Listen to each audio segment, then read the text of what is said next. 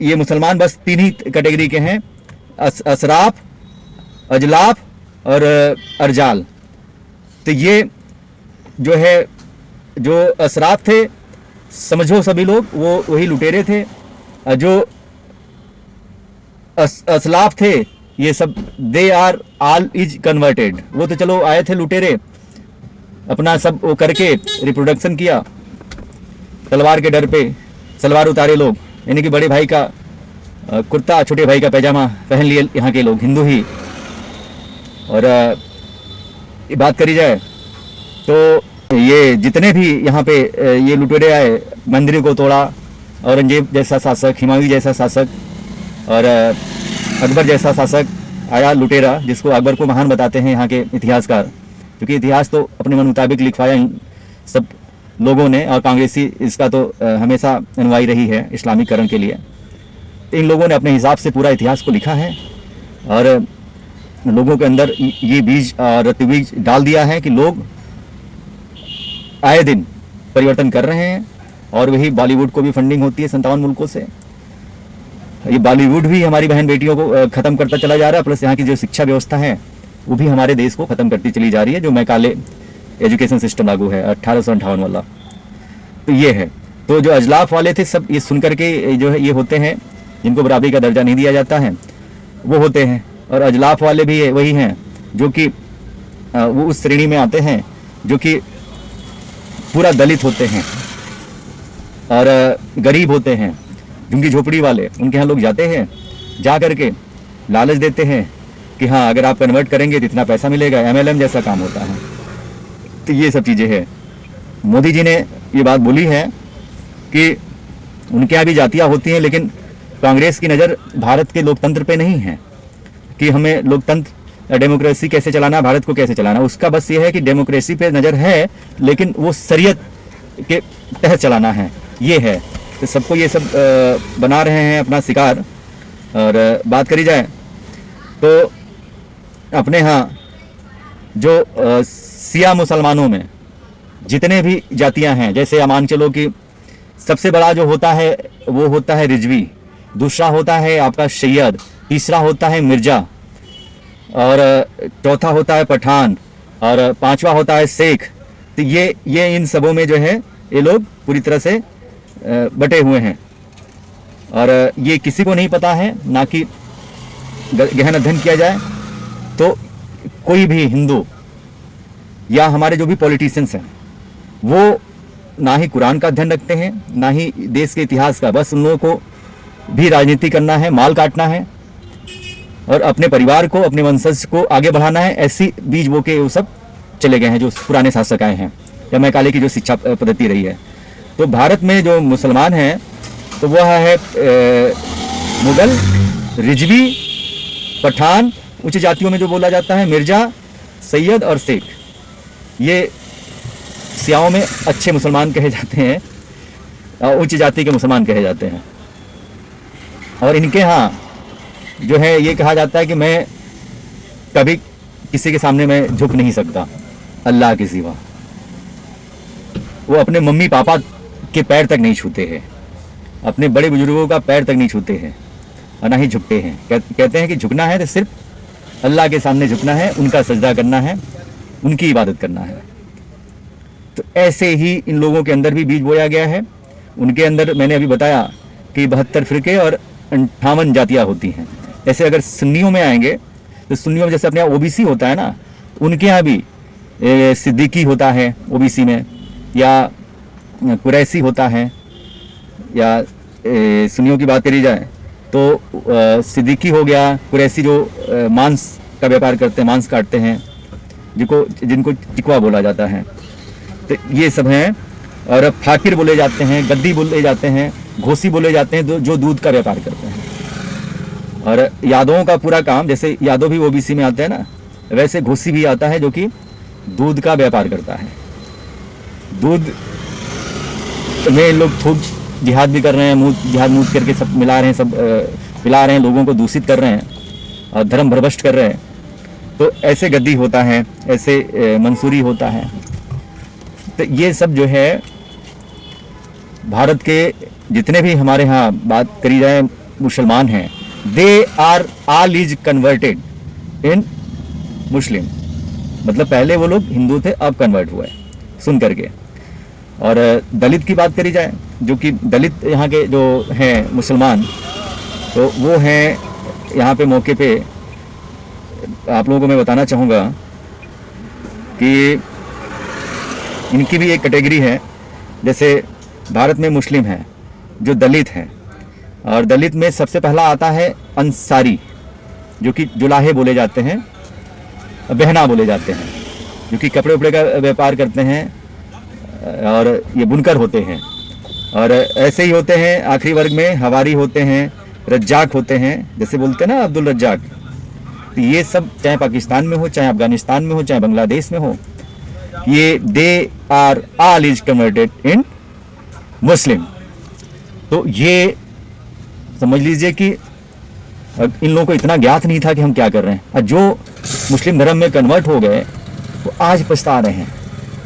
लोगों के यहाँ जो बहन बेटियों के साथ में अगर कोई पापा है, पेरेंट्स है, गार्जियन है, तो अगर उसके सामने अगर बेटी का हलाला हो रहा है तो उस बाप के ऊपर क्या बीतती होगी, जो कि पति के अलावा गैर मर्द मौलाना उसके साथ सोता है, जब तक मन करता है तब तक रखता है, और जो उससे बच्चे पैदा होते हैं वही मौलाना, हाफिज, और जो उनके यहाँ बोला जाता है कि धर्मगुरु, वो वही बनते हैं, और किसी को अलाउ नहीं है वहाँ पे बनना। ये प्रोसेस होता है। नौरोज का भी प्रोसेस होता है कि वही जो उससे उस पद्धति से पैदा होंगे, उस शिया में भी होता है, सुन्नी में भी होता है, तो वही जो है मौलाना बनेगा। वही बात करी जाए तो जनाब बनेगा, वही क्या बोलते हैं उसको यार, जो शादी कराते हैं, काजी बनेगा। हाँ, वही काजी बन सकता, और कोई नहीं बन सकता। तो अब ये जातिगत जनगणना, जो कि ये खुद राहुल गांधी खिचड़ी है, ना ही ये देखा जाए, बात करी जाए तो पंडित नेहरू थे ना, पंडित नेहरू तो ऑलरेडी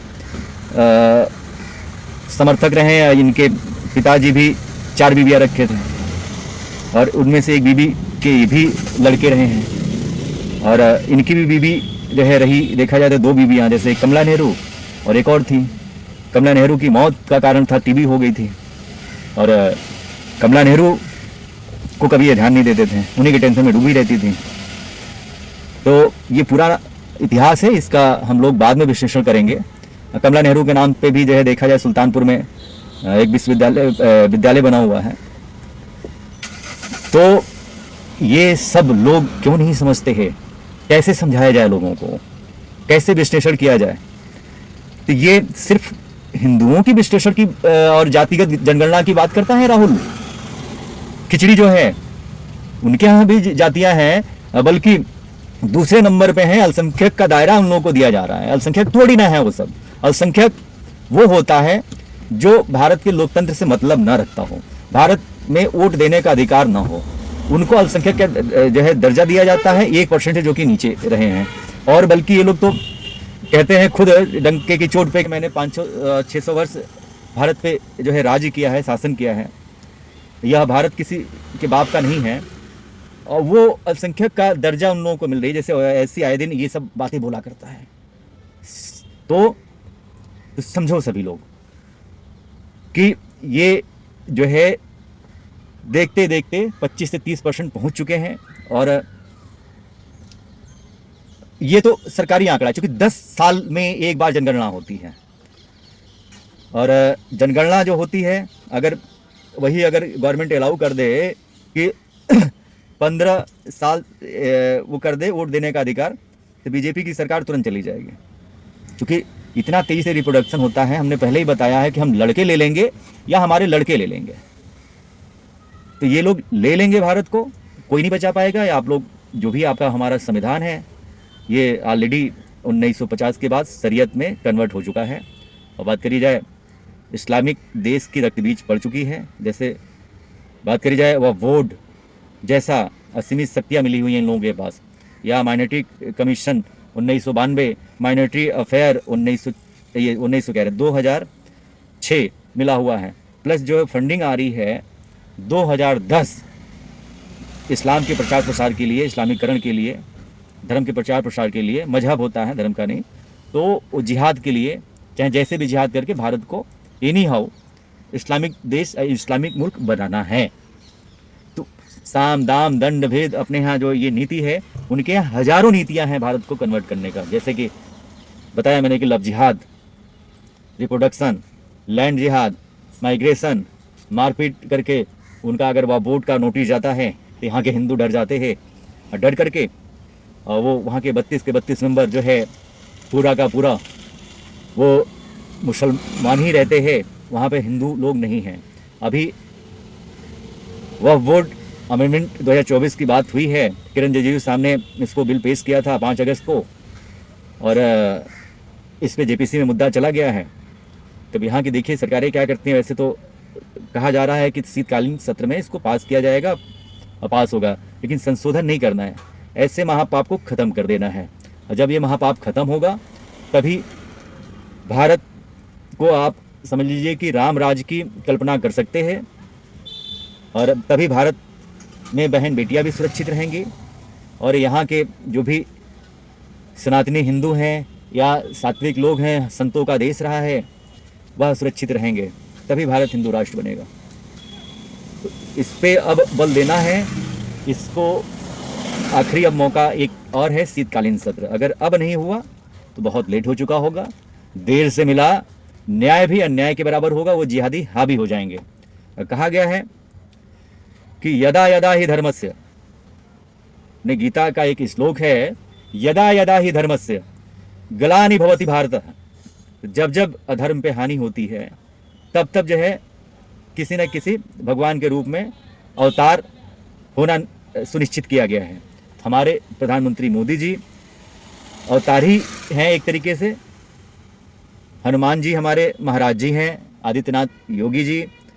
और बात करी जाए उनकी टीम में, अगर बात करी जाए सुग्रीव का एक नेतृत्व की बात करी जाए तो अमित शाह जी हैं, उनका पूरा साथ दे रहे। ऐसे ही अंगद को बोल दिया जाए तो राजनाथ जी हैं।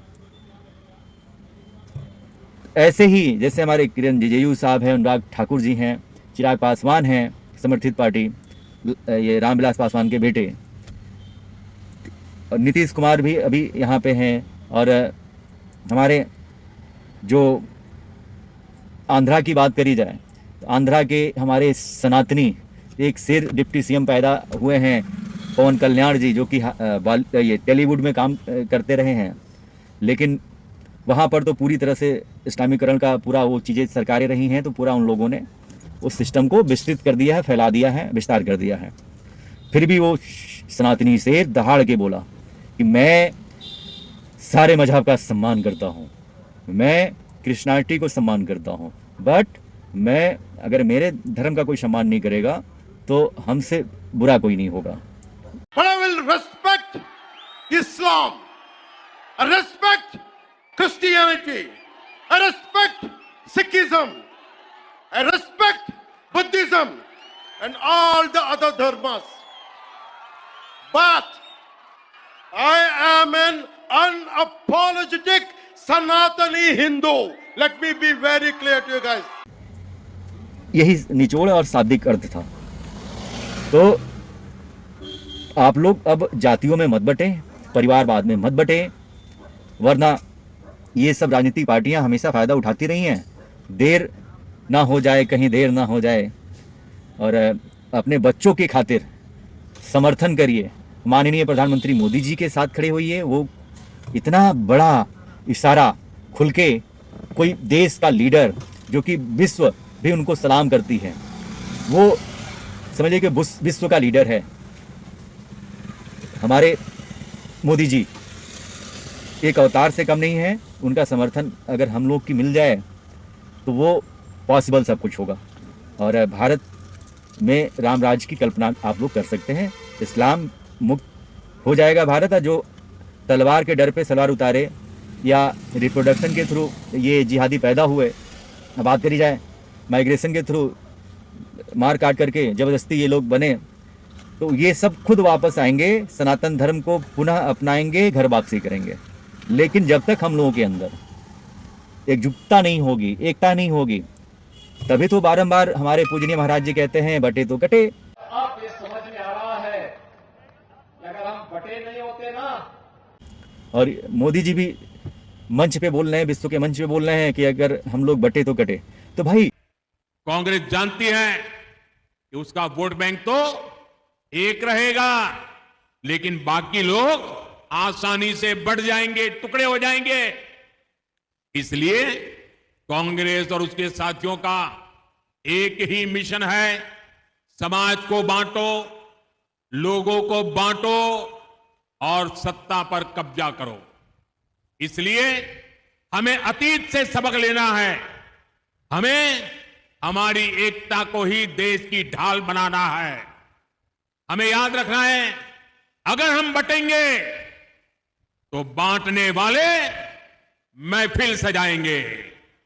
हमें कांग्रेस और महाअघाड़ी वालों के मंसूबों को कामयाब नहीं होने देना है। ऐसे इशारा कौन करता है? आओ साथ। और ये जातिगत जनगणना की अगर बात कर रहा है तो इस में मुसलमानों में भी जातियां हैं, इनका भी जातिगत जनगणना होनी चाहिए। समझ में आई बात? इनका भी जातिगत जनगणना होना चाहिए। जो 58 जातियां हैं अलग अलग, इसमें बात करी जाती है कि ये असरफिया हैं, ये अहमदिया हैं, ये बहाबी हैं, ऐसे जो नेताओं को पता है ये बातें।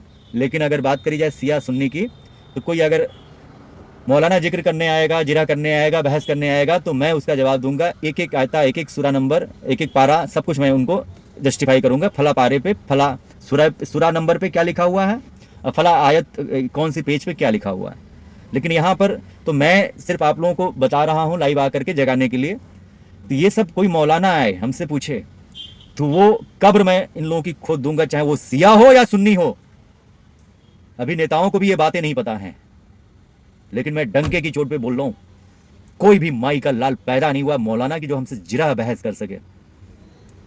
और इन लोगों के घर में घुस घुस करके मैंने हलाला किया, इन लोगों का हलाला मतलब ऑपरेशन किया है, जानकारियां एकत्रित करी हैं।